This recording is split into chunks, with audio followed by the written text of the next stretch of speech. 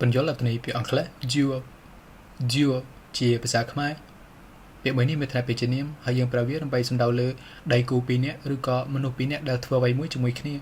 ដោយប្រតិទងទៅនឹងតន្ត្រីបើសិនជាយើងប្រើពាក្យ duo នោះយើងសំដៅទៅលើ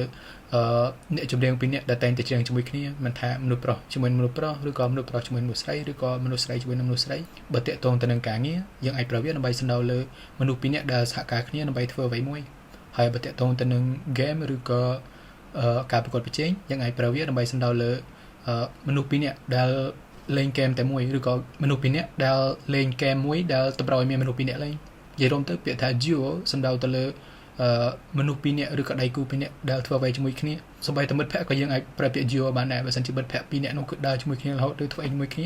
យើងអាចប្រើពាក្យ duo បើទាក់ទងទៅនឹងភាពយន្តយើងអាចប្រើពាក្យ duo ដើម្បីសំដៅទៅលើតួអង្គពីរនាក់ដែលតែងតែធ្វើអីជាមួយគ្នាឧទាហរណ៍ដូចជាតួអង្គ Iron Man ជាមួយនឹងតួអង្គ War Machine ដែលតែងតែធ្វើអីជាមួយគ្នារហូតយើងអាចហៅពួកគេថា a great duo ឧទាហរណ៍មួយទាក់ទងទៅនឹងតន្ត្រី That song is performed as a duo by two famous artists មានន័យថាចម្រៀងមួយនោះត្រូវបានសម្ដែងឬត្រូវបានច្រៀងជាលក្ខណៈដៃគូឬក៏ជាលក្ខណៈឆ្លងឆ្លើយដោយសិល្បករដ៏ល្បីពីរនាក់ឧទាហរណ៍មួយទៀតទាក់ទងទៅនឹងការសហការគ្នាធ្វើអ្វីមួយ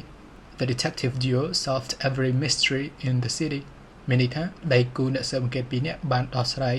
រាល់រឿងអាថ៌កំបាំងទាំងអស់នៅក្នុងទីក្រុង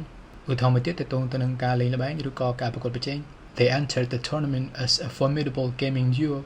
មានន័យថាពួកគេបានចូលរួមការប្រកួតឬក៏ចូលក្នុងការប្រកួតជាលក្ខណៈដៃគូដ៏អស្ចារ្យដល់ថ្នាក់លក្ខណៈថាធ្វើអ្នកផ្សេងខ្លាចរអា